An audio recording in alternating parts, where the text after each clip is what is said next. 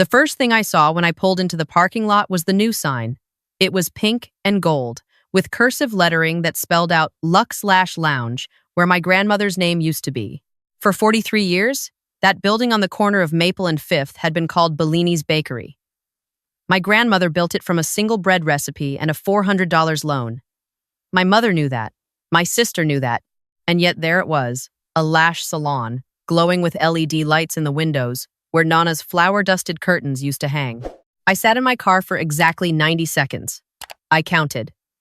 In emergency medicine, you learn to count before you act. You count compressions. You count breaths. You count the seconds between a patient coding and the moment you decide whether to keep pushing or call it. Counting keeps you human when everything around you is falling apart. Before I tell you what was inside that building, and the one detail my mother forgot to check before she signed the papers, drop a comment and let me know where you're watching from. I want to see how far this story reaches. My name is Ava. I'm 31 years old. 8 months ago, I left for a remote medical relief mission in the Central African Republic. I'm a trauma nurse. I've worked disaster zones in Haiti, field hospitals in Jordan, and mobile clinics in places with no running water and no electricity. The work breaks your body, but it fills something else, something that growing up in my family had slowly drained. When I left, I owned 3 things free and clear: my apartment, my car, and Bellini's Bakery. The apartment was small, the car was used, but the bakery was everything. My grandmother Rosa left it to me when she passed 4 years ago. Not to my mother, not to my sister Gianna, to me. Because I was the one who showed up at 4 a.m. to help her braid dough before school. I was the one who sat with her during chemo, holding the emesis basin with one hand and her fingers with the other. I was the one who listened when she whispered, near the end, "Don't let them turn it into something it's not." My mother, Diane, never forgave her for that. She smiled at the funeral. She hugged me in front of the guests.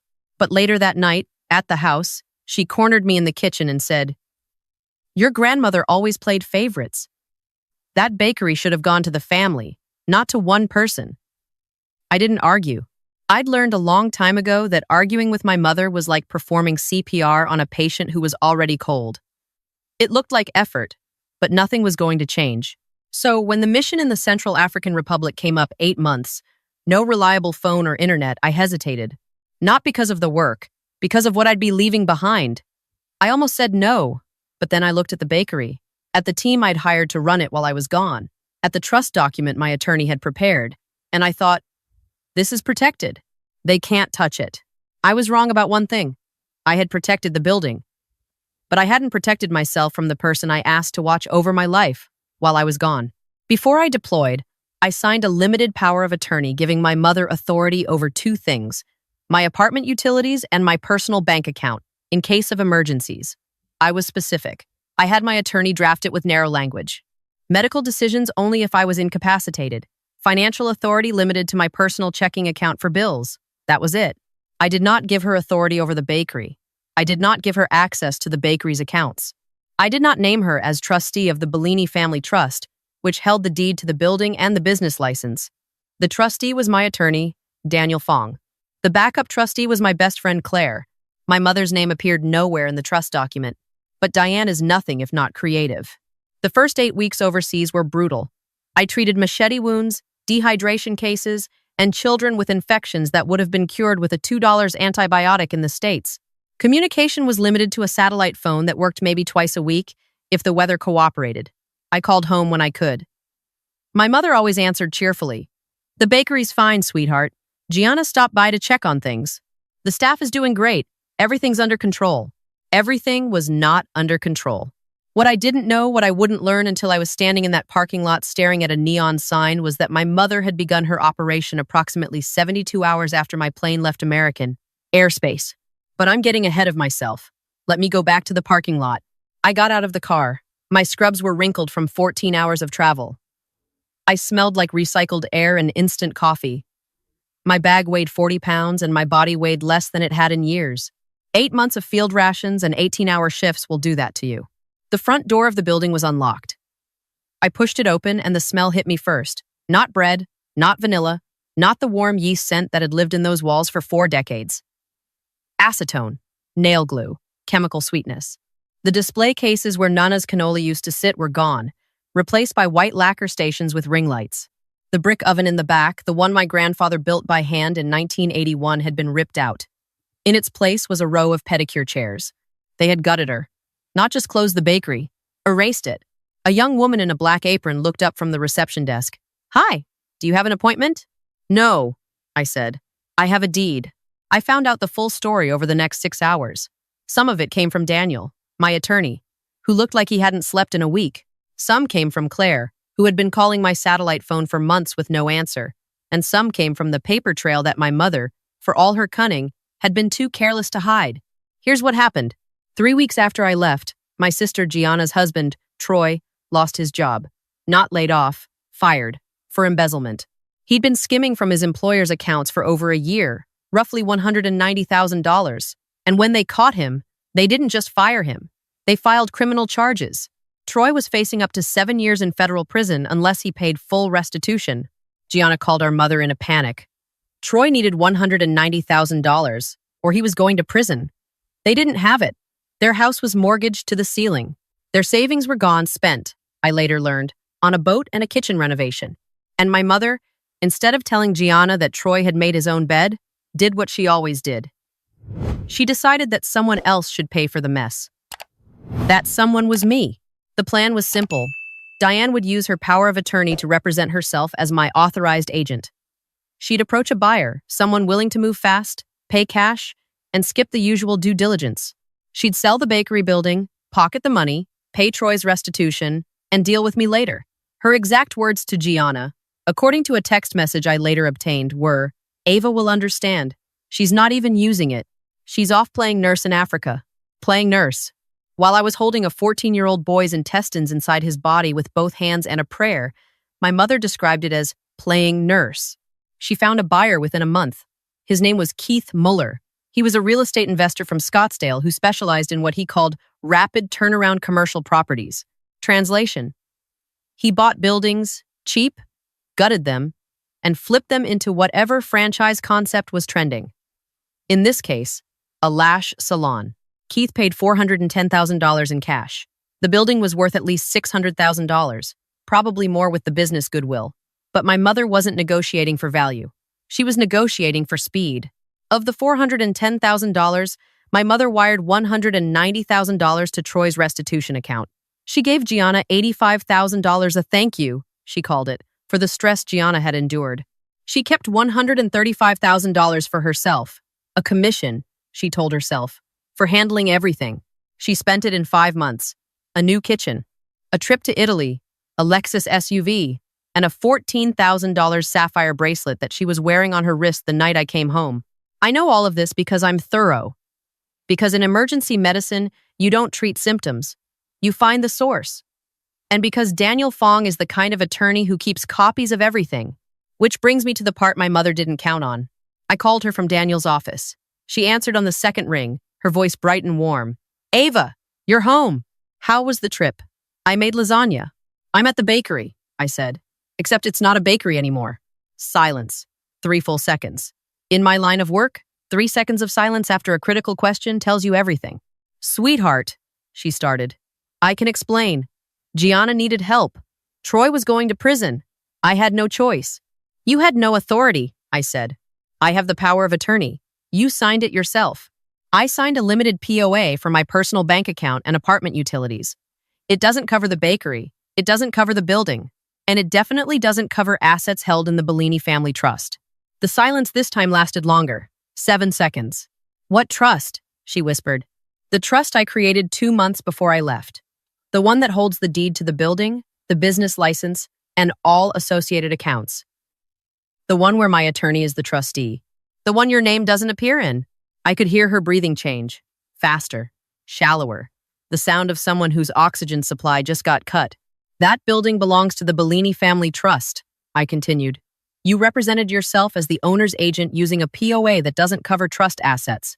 You signed documents you had no legal authority to sign. You transferred a deed you had no right to transfer. And you wired the proceeds across state lines. Ava, please. That's forgery. That's fraud. And because the wire crossed state lines, that's a federal offense." I didn't raise my voice. I didn't need to. In the field, the medics who scream are the ones who lose patience. The ones who stay calm are the ones who save lives. I wasn't trying to save her. I was diagnosing the damage. I did it for Gianna, she said, and I could hear the tears starting. Not tears of guilt, tears of fear. Your sister needed me. What was I supposed to do? Let Troy go to prison? Troy committed embezzlement. Prison was the consequence of his choice. You committed fraud, and now you're facing consequences for yours. I'm your mother. You're a signatory on a forged deed transfer. Those are different things. She hung up. I expected that. What I didn't expect was what happened 20 minutes later. Gianna showed up at Daniel's office. She didn't knock. She walked in like she owned the building, which, given recent family history, was an alarming pattern. Troy was behind her, wearing a polo shirt and the expression of a man who had been dragged somewhere against his will. You need to drop this, Gianna said. No greeting, no welcome home. No acknowledgement that I'd been gone for 8 months saving lives in a war zone while she was shopping for boat accessories with my stolen money. Hello, Gianna. Nice to see you too. I'm serious, Ava. Mom made a mistake. But Troy is out of trouble now. The restitution is paid. If you press charges, it all unravels. They'll freeze the accounts. They might come after us to return the money. Troy could go back to court. Troy should go back to court. He stole from his employer. He made a mistake. He made $190,000 worth of mistakes. And then you and Mom made $410,000 worth of new ones. Troy finally spoke. Look, Ava, I know this looks bad. It is bad, but we can make it right. Give us 2 years. We'll pay you back. Every cent. We just need time. I looked at him. Really looked at him. He was wearing new sneakers. The kind that cost $300. His watch was new too. Not a Rolex. Troy didn't have that kind of taste, but expensive enough. Bought with the proceeds of selling my grandmother's legacy. You can't pay me back, I said calmly, because you don't owe me money. You owe me a building, a business, 43 years of my grandmother's work, a brick oven my grandfather built with his bare hands. Can you pay that back in 2 years? He didn't answer. Gianna's jaw tightened. And the $85,000 Mom gave you, I added. The thank you money. Where did that go? Gianna flinched. Just slightly, but I caught it. In trauma medicine, you learn to read micro-expressions. A flinch during a patient history usually means the next sentence is going to be a lie. We used it for bills, she said. You bought a boat, I said. Daniel had pulled the bank records that morning. A 2024 Bayliner, 23 feet. Currently docked at Lake Pleasant Marina, slip 14. You bought it 6 weeks after Mom sold my bakery. The color left her face so fast I almost instinctively reached for her wrist to check her pulse. That's not, she started. I'm not negotiating, I said. I'm not accepting payment plans, and I'm not dropping anything. What I'm doing is filing a police report today, a civil suit tomorrow, and a complaint with the State Real Estate Commission by the end of the week. That's when Troy made his mistake, the big one. He leaned across Daniel's desk, his face red, his voice dropping to what he probably thought was an intimidating register. You want to play it that way? Fine. I've got friends at the IRS. You think your little overseas income is clean? I'll have them auditing you for the next 5 years. Drop the charges, or I make your life hell. Daniel and I exchanged a glance. Daniel reached for his desk drawer and pulled out a small digital recorder. He pressed stop. For the record, Daniel said, his voice perfectly neutral. That's on tape. And in this state, only one party needs to consent to a recording. I consented. Troy's face went from red to white in under a second. What you just did, I said, leaning back in my chair, is called witness intimidation and threatening use of a federal agency for personal leverage. Both are felonies. And since you're currently out on a plea agreement for embezzlement, any new felony charge triggers an automatic revocation of your deal, which means the original 7-year sentence comes back on the table. He looked at Gianna. She looked at the floor, and I watched them both with the cold, quiet clarity of someone who had spent 8 months learning to stay calm while the world burned around her. Get out of my attorney's office, I said. And when the investigators call, I'd recommend answering honestly. It'll go better for you. They left without another word. Troy forgot his sunglasses on Daniel's desk. I didn't call after him. The next 3 weeks moved quickly. I filed the police report. Diane was arrested on charges of forgery, fraud, and unauthorized sale of trust property. She posted bail with the sapphire bracelet and what was left of her Lexus fund. Troy's plea agreement was revoked after the recording surfaced. He was resentenced to 4 years for the original embezzlement, plus 18 months for the intimidation charge. Gianna was named as a co-conspirator in the civil suit. The court froze their assets, including the boat. Keith Muller, the buyer, was a different story. When he found out the sale was fraudulent, he didn't rage. He didn't threaten. He sat in Daniel's office, read the trust documents, and said one sentence: "I should have run the title search." He had paid $410,000 for a building that was never legally for sale. His money was gone, most of it already spent by my mother, my sister, and Troy. He filed his own lawsuit against all three of them. Last I heard, he was also pursuing his title insurance claim, but the payout was uncertain since he'd waived the extended coverage to save $800. An $800 shortcut on a $410,000 deal? I've seen patients skip their $15 blood pressure medication and end up in the ICU on a $200,000 ventilator. People never learn. The bakery building was returned to the trust. The lash salon had a 6-month lease that I chose not to contest. I didn't want to punish the woman running it, who had no idea the sale was dirty. When her lease expires next month, the building comes back to me.